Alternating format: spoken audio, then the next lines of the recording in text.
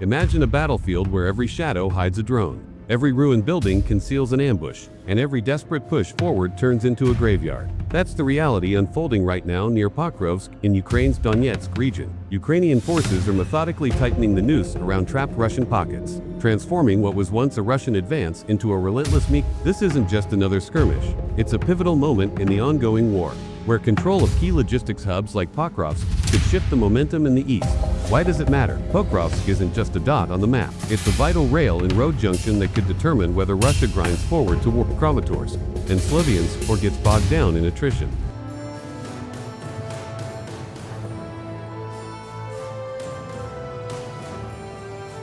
Today, we're diving into how Ukraine is turning the tables, blending cutting-edge drone warfare with old-school ambushes to bleed Russian reinforcements dry. Stick around as we break it down step by step. To understand the chaos near Pokrovsk, we need to rewind a bit. The Donetsk region has been a hotspot since Russia's full-scale invasion ramped up in 2022, but things escalated dramatically in 2025. Russia, aiming to fully occupy Donetsk as a precondition for any peace talks, poured resources into pushing west from their partial hold on the area. By midsummer, their forces had carved out a salient, a protruding bulge in the front line, stretching over 10 kilometers deep along the Pokrovsk-Konstantinivka road. This pocket threatened to encircle Ukrainian defenses around Pokrovsk and nearby Mirnarod, cutting off supply lines from Dobropilya through Belitsky and Rodinsk. Geographically, Pokrovsk sits in a flat, open expanse dotted with mines, villages, and wooded areas. Terrain that's brutal for defenders but exploitable for infiltrators. Politically, it's a linchpin. Russia sees capturing it as a way to consolidate gains and force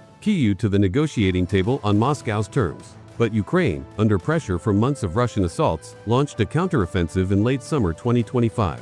This wasn't a massive armored blitz like in World War II. It was a calculated push, leveraging superior drone tech and local knowledge to reclaim ground. By early September, heavy fighting raged with 153 daily clashes across the front, nearly half concentrated in Pokrovsk and Lyman sectors. Russia claimed minor gains, like seizing Moravka southwest of Pokrovsk, but Ukraine halted dozens of attacks, signaling a shift from defense to offense. Enter Commander-in-Chief Oleksandr Syrsky, Ukraine's top general, who took personal command. Visiting the sectors multiple times, he huddled with Corps' leaders to adapt plans in real time. His focus, exploit Russia's overextension and prevent their last hope.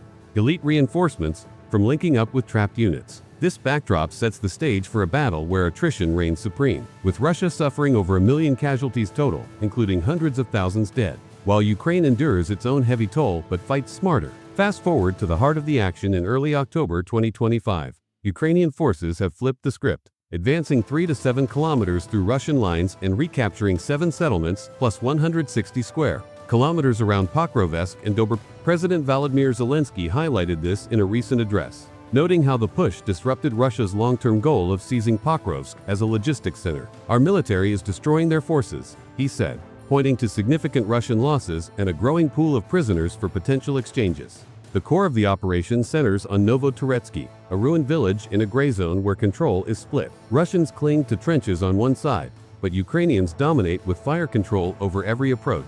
Desperate to reconnect with encircled pockets near Dobropilya, Russia funneled in fresh troops, including the notorious 155th Marine Brigade, infamous for atrocities in Bucha and rebuilt over a dozen times due to prior discipline. But these reinforcements walked into a trap. Troop movements tell the story. Small Russian groups, often on motorcycles or all-terrain vehicles, tried infiltrating undercover, bypassing trenches to create metastasizing pockets. Ukraine countered with precision. In one vivid episode, 2 Ukrainian soldiers holed up in a shattered house, waited as 8 Russians approached, then unleashed fire, dropping 3 instantly and mopping up the rest with grenades as drones finished the job. Hours later, another assault group on bikes was shredded mid-rep. Strategies here blend high-tech and guerrilla tactics. Ukrainians seized high ground southwest of Volodymyrivka, securing flanks and denying Russians elevated positions for counterattacks. This move, per Syrsky's planning, cut off consolidation in the gray zone. Casualties mount rapidly. On September 10th alone, 39 clashes in Pokrovsk saw 112 Russians neutralized, 77 permanently,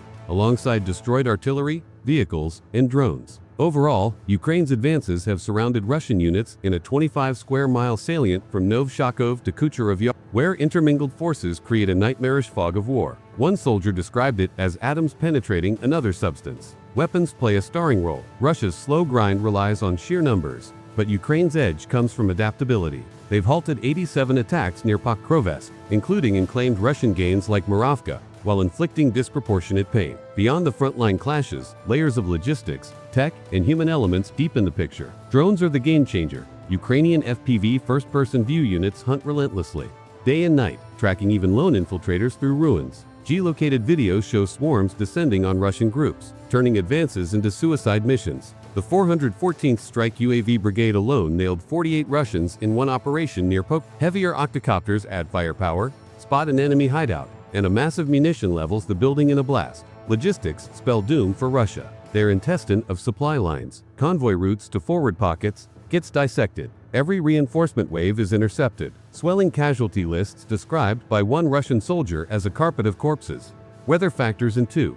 High winds in late September hampered drone ops for both sides, but Ukraine's multi-channel radio setups at least 5 frequencies make jamming tougher, giving them air superiority in this drone-dominated war. Defense systems shine on Ukraine's side. They've bolstered positions around Kupiansk and other flanks, repelling assaults while calling for more air, missile defenses, and long-range strikes from partners. Civilian impact is grim. Populated areas endure 45 airstrikes, 1,989 kamikaze drones, and over 3,000 artillery barrages in a single day. Villages like Donetsk and Novo-Ekonomishin see urban fighting, with mines and wooded areas turning into kill zones. International response. Zelensky and Sersky push for aid, while Russia-appointed officials boast control of Pokrovsk roads, claims unverified but underscoring the propaganda war. Human stories cut through the stats. Ukrainian brigades, including Atrisk units holding southern approaches, plead for line shortening to avoid Avdiivka-like disasters. Russia's willingness to throw lives away, over 1 million casualties for minimal gains,